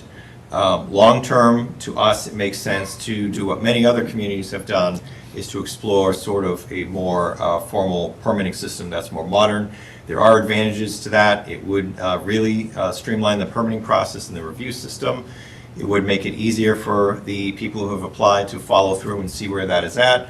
But also, from a selfish perspective on the town, that system allows you to do a lot more querying and checking things and running reports and lists. And that can be very helpful when it comes towards budgeting, planning for the town side, for the municipal side, if we're able to query how many new bedrooms maybe or multi-families were created. It can help with all kinds of forecasting. Many applications that go to the state, whether they're for grants or not, they're asking for more and more information that if you had modern software, it would be a simple task instead of, a laborious manual, someone counting things. So it would be much more efficient. We need to be more and more efficient as we move forward because the population is growing, the staff is not increasing, and so we need to find ways to just be more efficient and to keep or improve our customer service. So. Last couple items here. Pedestrian master plan. I think how is this tied to economic development? This was funded through the MBTA Communities Catalyst Fund. We're working with Dodson and Flinker to develop a comprehensive plan to improve connectivity in and around the MBTA Communities Overlay District. And the thought process behind this is that we want to be able to have this mechanism that the town can either apply for grants in the future or work with those that are going to be looking to apply under MBTA communities to help build out the network and make it easier for those that are going to be living either already or in future projects, be able to get to the resources that are going to be essentially in their neighborhood. So the businesses that are along Route 110 corridor, along Powers Road, make it just another way to be easier to get access to resources, to get access to those businesses, to be able to go to the restaurants, go to retail places. So we want to be convenient and enjoyable. So we're working on that with Dodson. They've been starting their initial due diligence, getting contact with property owners, doing their research, and the public outreach will really start in earnest over the next year, because that also needs to get wrapped up based on the grant by June 30th, 2026. And the last item, developing inventory tax incentive programs. So by the end of Trust Advisory Services contract, which will be at the end of this calendar year, they're going to be compiling a list of, recommendations of what we can do to kind of keep the momentum going, keep the work that they've been helping the Economic Development Committee moving forward. One of those things is going to be compiling a list of programs that the town can either utilize itself or help businesses either assist with applications or provide support for, either whether that's state or federal tax incentive programs for them looking to either move to or expand here in town, particularly depending on the number of jobs that they're bringing, they can fit into different programs. They may also provide examples of local TIF agreements that other communities have used to help fill vacant or unutilized properties. So again, their contract goes through the end of this calendar year, so we would be starting that work, rolling that out within 2026. Okay, thank you. Thanks for the excellent summary of all the different things that we're working on. I have a couple comments, but first why don't we go to members of the board. Any feedback for these folks, or any reallocation of effort, or things you think we should punch on and emphasize more than others? Yeah, I have some thoughts if I may. Yeah, go ahead, Chris. Thank you. Gentlemen, just the amount of work here is staggering, and I think you should both, and all the people that you work with on these, should be very proud of the efforts that you put in. I wish I could, show this to every Westford resident who, may not have an inkling of how much effort you guys and your teams are putting in on these initiatives. These are big initiatives too. These are not simple, easy tasks. Super detailed, super technical, a lot of effort. I hope we can get this on the town website in some fashion so that people can see this document as it matures, and we can continue to track all the rest of the areas of the strategic plan that we're working on. But this one, wow, it knocked my socks off on how much you all are doing, and I just wish we could duplicate or triplicate you all so that you can get these done faster, because I just don't even know how you managed to get this to where we are today with all these projects. So great work, and thank you so much for this really, really nice report. Appreciate it. Thank you very much. It was a team effort. So I guess a couple of things. One is, so I think this plan does a really good job of some of the point efforts, like the Route 40 development project, like 12 North Main. I think those are getting good attention. I think the thing that, like the biggest problem to solve is dead Class A office space on 110. Like I feel like that's the biggest underutilization of our commercial district. And so I really like the fact that your item number 5, I think it was, to look at how other communities successfully migrated that kind of space into something that is more in demand. And I heard you talk about housing. I think that's great. And that can be a solution. I'm sure when you do this best practice study you're contemplating, you're going to find plenty of housing. I want to make sure we've got the other categories that are on the rise in terms of utilization also considered. So in Greater Boston, sort of the Class A light lab, mixed light manufacturing space, that utilization is actually going up. The empty space is going down. So if there are other categories besides just housing that could be a suitable migration from dead Class A to something more productive, if we can get our eyes set on those and then do all the good work you've done with housing, what's the zoning changes we can make to make that easier? How can we do permitting and other things in a more streamlined way so we get out of people's way who want to do business in Westford? So I think the next time we talk, the thing I'll be most interested in is what are the high-value migrations of what's weighing us down that we should be getting excited about and following up on the excellent things you're doing with the housing stuff. And then the other point, which has come up a couple times in the Economic Development Committee, is we sort of have resources assigned to this. They're going to run out. Yes. And so we're going to need your help understanding how this should be resourced going forward most productively. Budgets are always tight. Fiscal 27 is tough, like every year is going to be tough. But if you can make a really strong argument, or the Economic Development Committee, or all of us can make a really strong argument for, like, what's the high payback use of resources to develop community, build tax base, and a lot of other long-term benefits. I think I would hate to have all this work kind of just reach the natural end of its funding and then sort of drop off into crickets.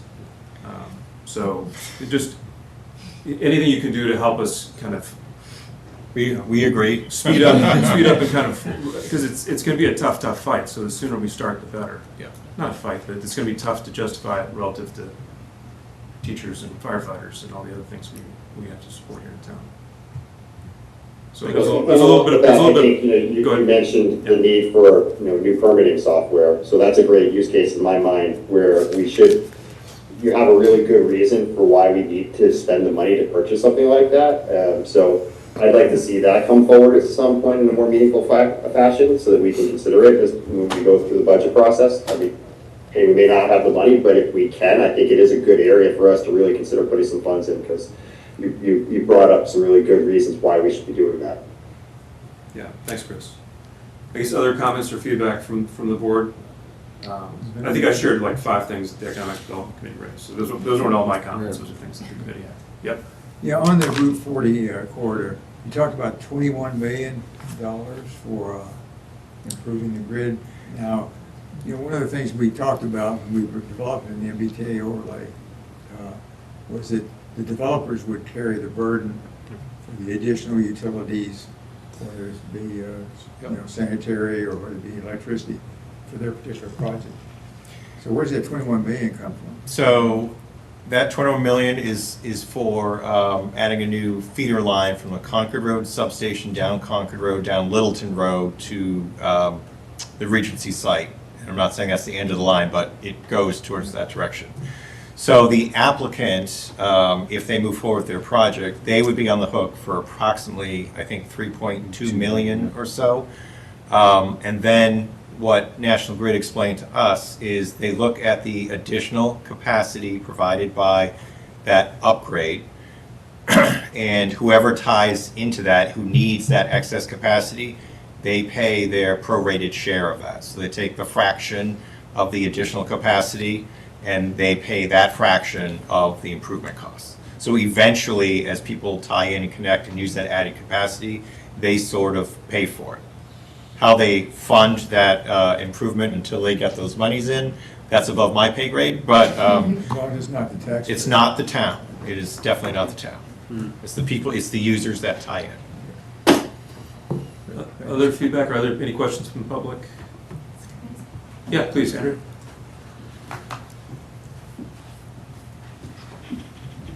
Hi, Andrea Peraner-Sweet. Jeff, just following up on what you just said. So National Grid basically has to front the $21 million, and then each time somebody ties in, they sort of get reimbursed?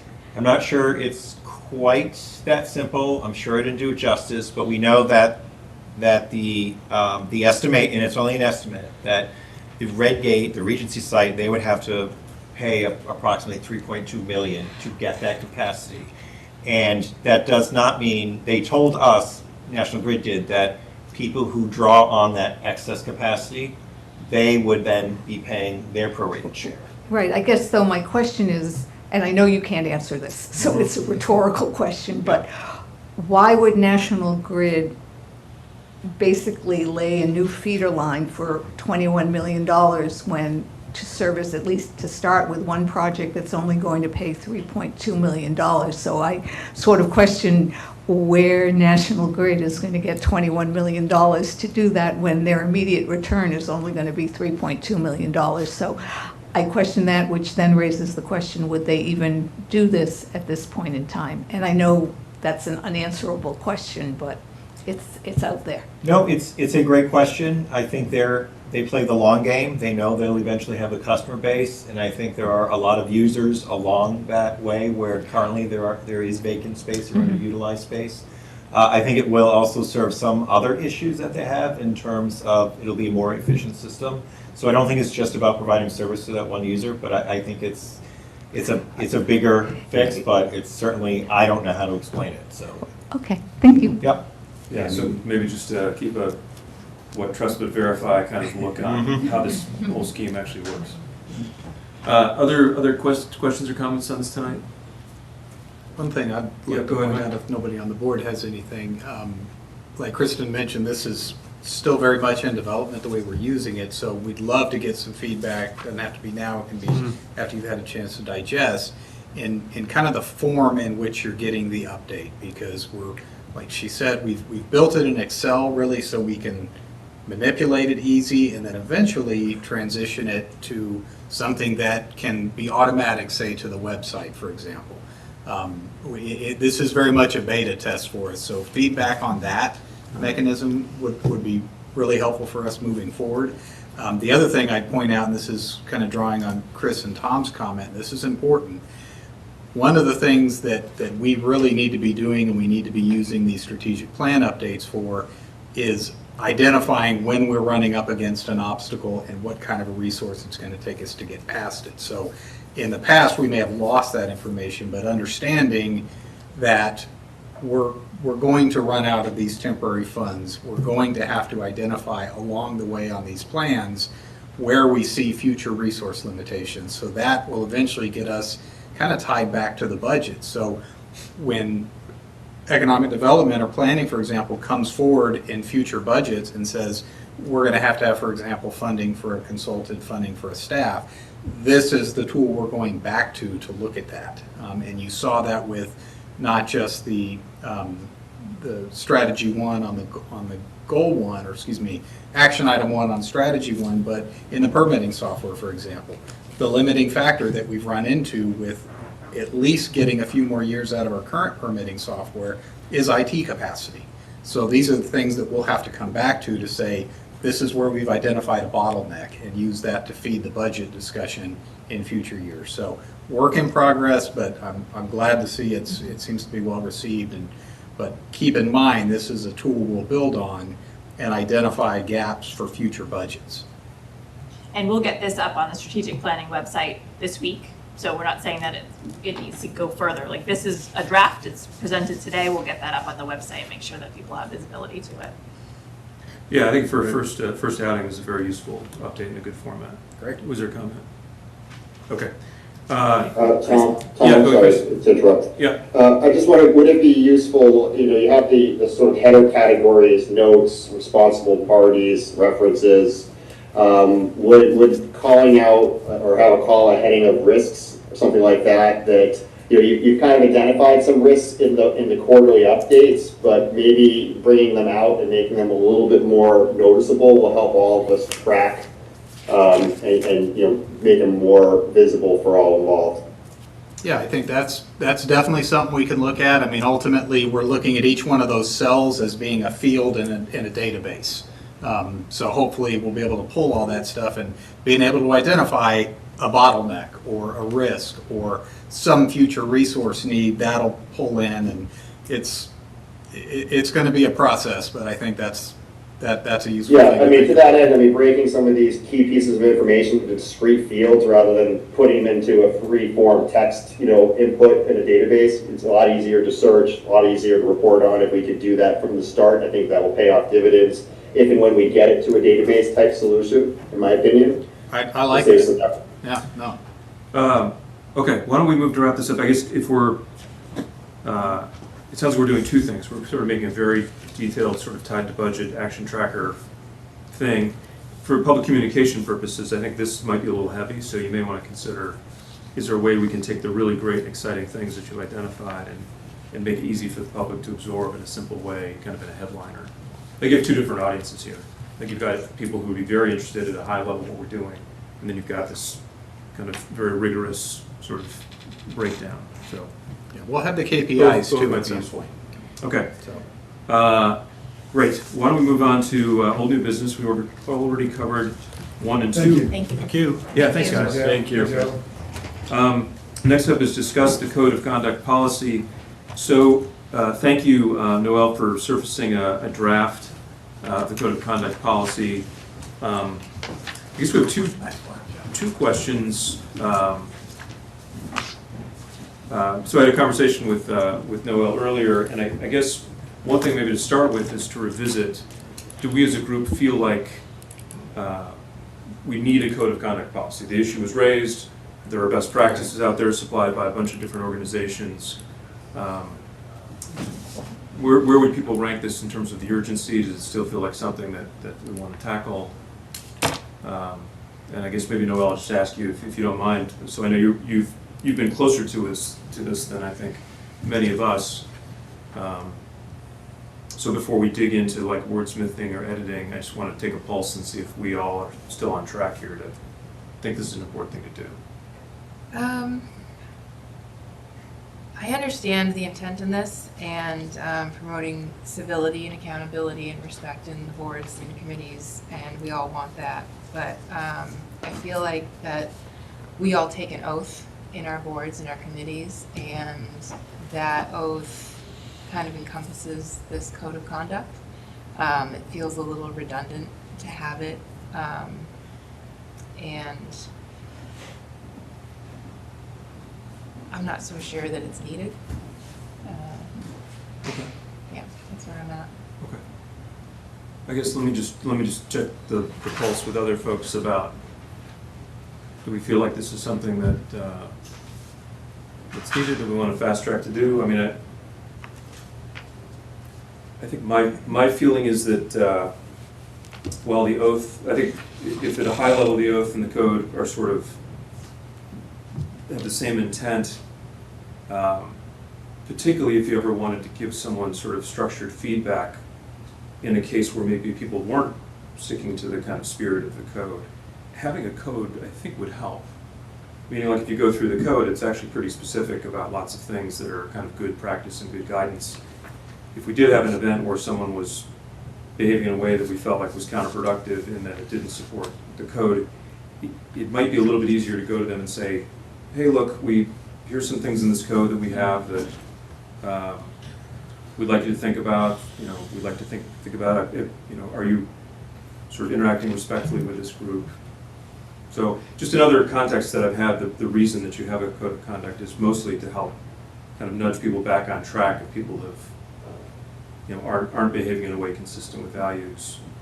It kind of gives you a way to, they've seen it before, it's a way to have the conversation with them to try to get them back on track. But, I don't know, I guess I'd like to check in with others and see something we need. Are we well enough served with what we've got?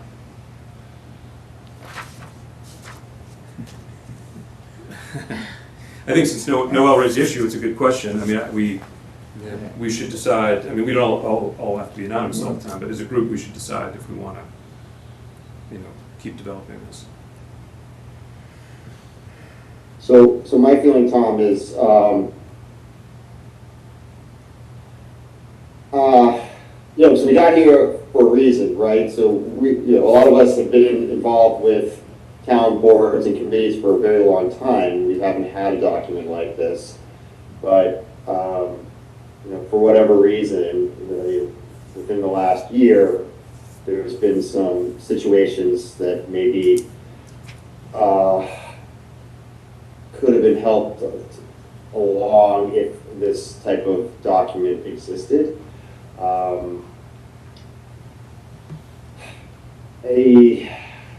I also recognize that probably 99.9% of the time, people won't even need to review to this document, right? Everybody that I've ever had the privilege to serve on a board and committee with has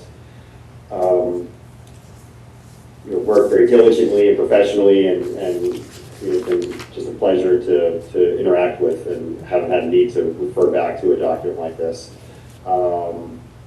So I feel like it's almost something we probably don't need, but since we have sort of a draft in front of us, maybe it might make some sense to continue to review it a little bit. I think that this is something that we've got some public feedback on. Some emails came to the board with some good, very good feedback, and maybe we should take a look at, incorporating some of that feedback and bringing this back to another draft for review at a later time, after we've had some time to sit down and think about it a little bit more. Yeah, thanks, Chris. Other takes on? Yep, Sean? I guess my thoughts are that in a perfect world, we shouldn't need something like this, right? Because a lot of these are common sense, and you learn from interacting with committees and just basic decency. I don't really see how it could hurt. I don't think that we're saying anything that is making waves or the like. I actually appreciate the guidelines for individuals speaking at public meetings. I get weary about stuff like this because it starts as well-intentioned, and then by adding more and more to it, then you start to stifle speech, right? And as difficult as quote-unquote like bad speech is, I think we need to hear it more because it's the country that we live in, right? And you can't stifle the content of what someone's saying, and if someone says something wrong or that is inappropriate in our society, then we call it out. We don't say you can't say that. I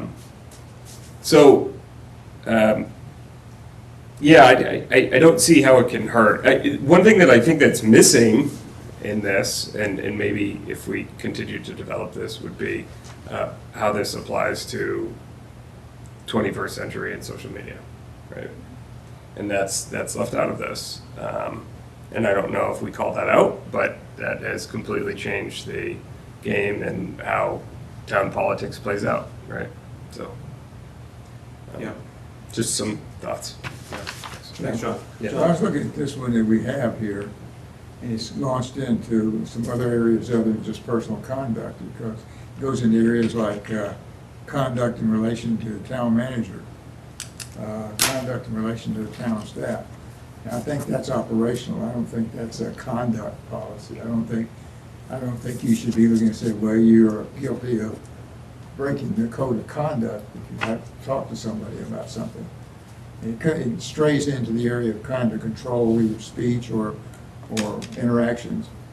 And to me, that's something that the code of conduct is how we comport ourselves, how we deal with the public, how we treat the public, and in what forms do we engage with the public.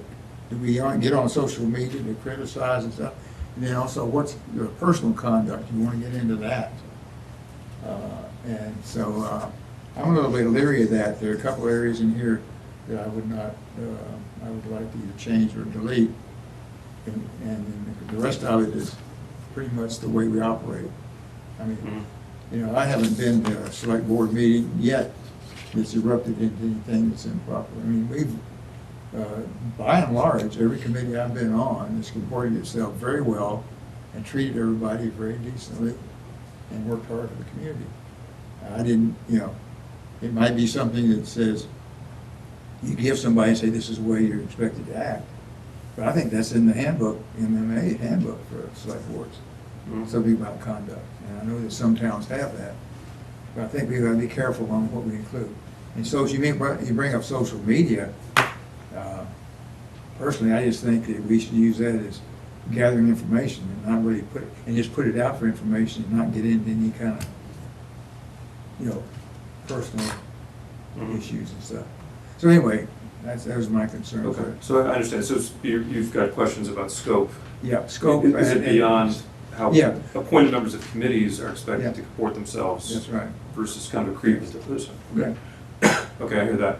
Why don't we get some input from the public? Because whether Westford needs this or not is very much a question of interest to the public. So, Andrea?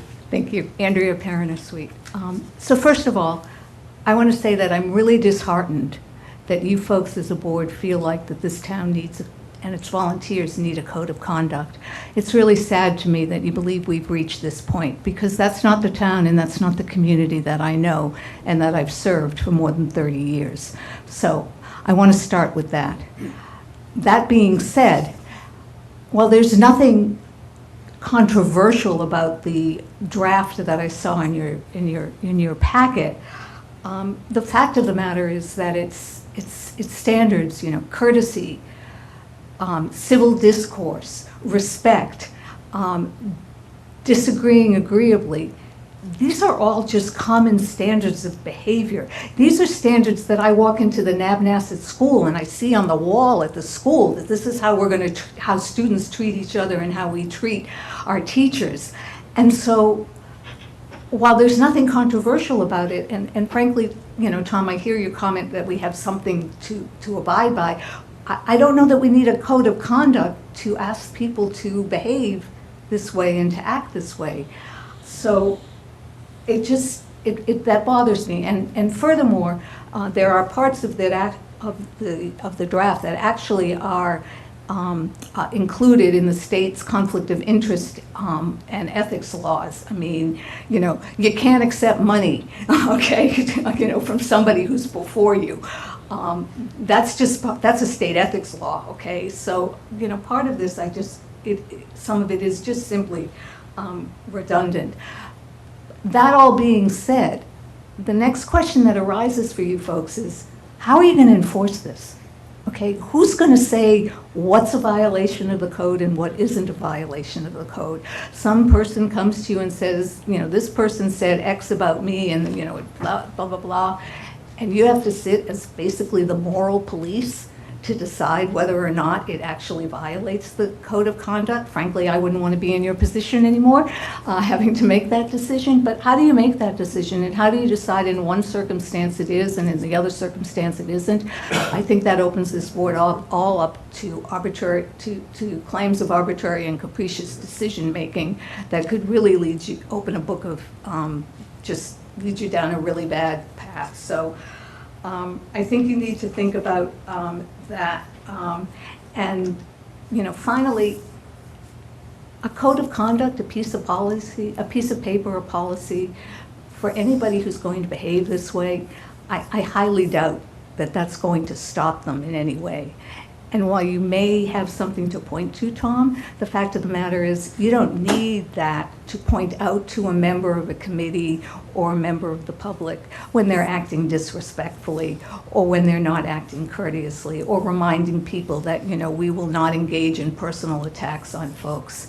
And lastly, actually, Sean raised a really good point about social media. How on earth are you going to monitor social media?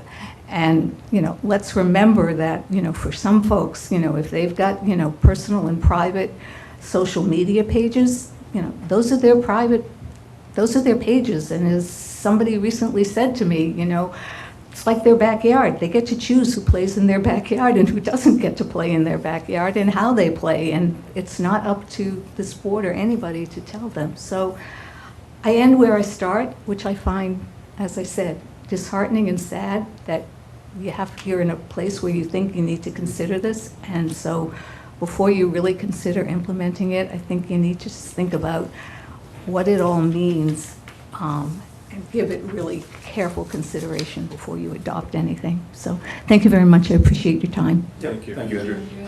Wendy, do you want to make a comment too? Yep, Wendy Gloyd, 16 Pleasant Street. I think personally, for me, this is more for protecting the board members from the public.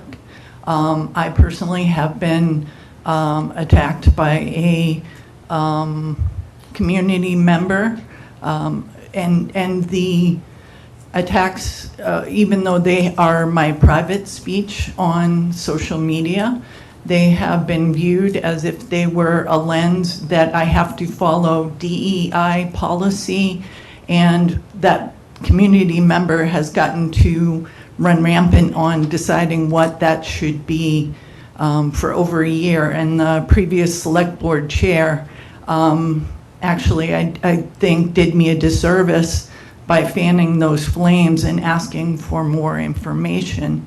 So I would like to see a clarification so that folks in your position have a clarity when community members start complaining that let's bring in that person on that board, let's have a conversation all together and not get into a situation where this person finds out that they've been getting discredited for over a year without foundation. Okay, so thank you, Wendy. So I understand the point of there being a usefulness for public transparency for everyone to understand what's private speech and what is sort of acting in interest or the role of a committee member. So I understand that. What do we collectively feel like we want to do with this? I think we have questions of scope. We've had a fair amount of community interest from this, many people acting in support of the kind of clarity they think this might provide. We both experience life with codes of conduct. I mean, the military has many codes of conduct, and they're used. The whole idea of what is it and why would you ever have it, it's used because if you're going to hold people accountable, it gives you something to go back to and say, we all agreed on this. This was something, in this case, a committee member in Westford you agreed to, and so we need to get back on track. It can definitely be a useful tool. It's a question of whether we think we need it. I think more. I mean, we're busy, so if we think this is coming up and this is something that we need because it's a situation we expect to deal with, then it's an established tool that has a useful purpose. But I actually don't have a strong feeling about it. I think I agree that we haven't seen this come up. We've had members of the public say things that were difficult. That's not what this is for. This is for members of committees and the way they interact with each other and with us. So I haven't seen so much of that problem. And we can't come up with solutions to every potential problem that's out there. We got real problems right in I front had of us. one question for Gwendolyn. Did this happen on an official board? I guess, John, I'd rather just take her point, which I think we Okay. understand, and get into like becoming private detectives about Well, it's what not being a happened. private detective, it's really trying to establish the scope of this, where this happened. What can we control? The way committees are run? The Yeah, way people treat it, especially our appointed committees? yeah, We can have some control over that, or some influence over that, yeah. and have them sign up to that. But then if it happened outside that venue, it's not an official act. Right. It happened in social media, it happened somewhere else, then I don't think we have any authority. Then it becomes a civil matter of whether some damage has been done civilly, and you'd actually wind up in a court system on something like that. So Yeah, what do you control and what, I think your point is right. The only scope that this could have would be people as members of committees in the role acting in that. There's a whole topic of private speech, which is completely different, which the Constitution protects and we've got no role in. So we're talking about something pretty narrow. I guess we're gonna, so I want more comments, but we're gonna kind of have to land the plane on this thing. Sure. And I think the question is really, do we come back with an updated draft that reflects the comments we've got and the questions about scope to consider again? Or do we decide that we want to hold and wait till we have more examples of this problem that presumably this would be here to solve, and take more action on it at that time? John? Just real quick, and I think that John's point is a really, really good one, which is this is things that schools deal with on a regular basis, right? Because they can prohibit certain speech within the four corners of the school, but it's become absurdly difficult to regulate now because it's more confusing where the four corners ends, right? Does it end at events beyond this room and the like? And I know you wanted to move on from scope, Tom, but I think it shows the problems with a policy like this. And then also, when you have scope problems like this, when there is an issue and it's brought before our board, at what point are we enforcing this, right? And that I would be very, very concerned about. Like, what action are we taking on this? Like, if this lives as just here's how to be a decent committee member, then fine. But if this turns into a policing document, that's a problem. So my suggestion would be that maybe we sleep on it more. I think that this is too. I think we're too early in this to make a decision. But I'm leaning towards kind of away from taking up something like this any further than it's been brought. Thanks, Sean. Well, I think we should marinate on this for a little bit more and have faith in our chairs and our co-chairs of our committees that they can regulate the situation at their own committee, at their own meetings, and hold off on this. And yeah, that's how I feel about it. I think one thing I would like to do more is understand why it's been put forward as best practice by some of the organizations that we're part of, and how the draft emerged. And just because it's a lot of other smart folks and smart committees have come to the conclusion that now is the time for something like this. I'd like to understand the reasoning, and I don't know that now. So I guess that's something I can spend time on between now and the next meeting. I did research. The MMA recognized that increasing polarization and contentiousness in public meetings made it more important to establish norms and reinforce the responsibilities that come with public office. So because of the environment of where we are in our country, this is coming up more and more. I think we've certainly seen in the news circumstances where sort of public dialogue and discourse is broken down. I don't know if that's, I don't think that's penetrated into Westford yet, but okay. I think we do. I got an idea. Go for it, John. I think you ought to issue an executive order. You never know. You never know. Okay. So I think we have consensus that we want to think about this, do a little bit more research, and I guess come back. And at some point we should come back and decide, so this doesn't go on indefinitely. Do we think there's urgency to do this now? And if so, what is the scope that we feel like is the most useful and addresses the situation that we're facing best? So I guess I'll work with Kristen and decide when this can come back. But at some point there's been enough public interest in this, we should either vote to hold until later or actually take some action. But we're not going to do that tonight. Okay.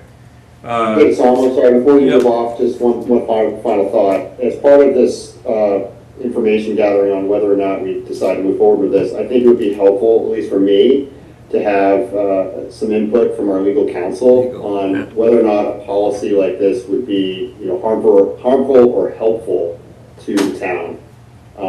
Just reading through what the MMA's presentation on this subject seemed to suggest, and Noel just sort of alluded to it, that because there has been an increase in these types of situations that have needed a code of conduct policy, that's why they're recommending that towns develop and adopt. I'd like to hear our legal counsel's opinion on that. That might help guide us as to whether or not we make the similar leap. Okay. All right. Thanks, Chris. We will add that to the mix. Okay. Next up, we've got a request to appoint election workers as listed in the meeting packet. Maybe we can just throw those up on the board for members of the public to see.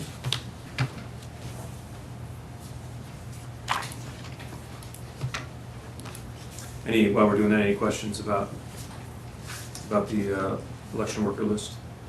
I'd like to thank all of them for volunteering. Yeah, we're grateful for their service, for sure. Oh, yeah. So I'm just gonna. It's just an impressive group. So thank you everyone who's on this list for being willing to support democracy. Okay, if there are no other questions, then I will entertain a motion to appoint election workers as listed in the meeting packet. So moved. Second. All those in favor, Chris? Aye. Sean? Aye. Noel? Aye. John? Aye. And I'm an aye. Boards, reports, and updates? Anything tonight? I think to a certain extent, this sort of spotlight focused strategic area is gonna bring a bunch of committees into the process. So, okay, Kristen, town manager's report. Just catch up on my notes, one moment, please. No problem. All right, so we have a series of purchase orders and contracts. Purchase order starts with Jarvis Ford for 3 2026 Ford Police Inceptor utility hybrids in the amount of $133,000.53 as requested by the police department. That was within the fiscal 26 budget. TriTech Software Central software for IMC systems in the amount of $11,779,065 as requested by the technology department. New England School Services for 2 exterior doors on the old NAV school in the amount of $13,664,000. Mike sent you correspondence related to this last week.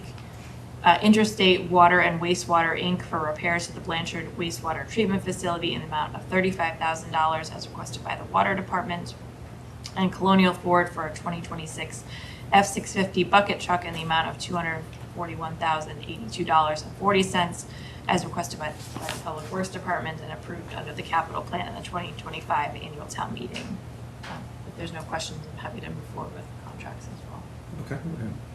FM generator for a 1-year contract extension for generator maintenance services in the amount of $11,425 as requested by the Facilities Department. And process distributors Westcourt Associates for water treatment chemicals in the amount of $80,000 as requested by the Water Department. Any questions for Kristen on these? No? Okay, I'll entertain a motion to approve the purchase orders and contracts listed in our agenda. So moved. Second. All those in favor, Noel? Yes. John? Aye. Chris? Aye. Sean? Aye. Yes, aye. On board, whatever you want to say, it's going to work for us. Do I have a motion to waive the reading of correspondence? So moved. Second. I have a question on correspondence. Yep, please. Just, Kristen, have we had an opportunity to reply back to the residents regarding the fire risk? Yeah, I did reply back to them initially. I do have a meeting set up with all the appropriate department heads early next week. We were not able to coordinate schedules earlier than that. I did let the resident know it would be a few weeks, so I plan to get back to that resident hopefully late next week after we have the appropriate meeting with the department heads. Great, thank you for the update. Sure. Okay. With that, do I have a motion to waive the reading of correspondence? So moved. Second. All those in favor, Sean? Aye. Chris? Aye. John? Aye. Noel? Aye. I'm also an aye, and I'll entertain a motion to adjourn. So moved. Second. All those in favor, Sean? Aye. Chris? Aye. Noel? Aye. John? Aye. I'm also an aye. Thank you, Westford. Have a great night. Thank you. Enjoy your summer.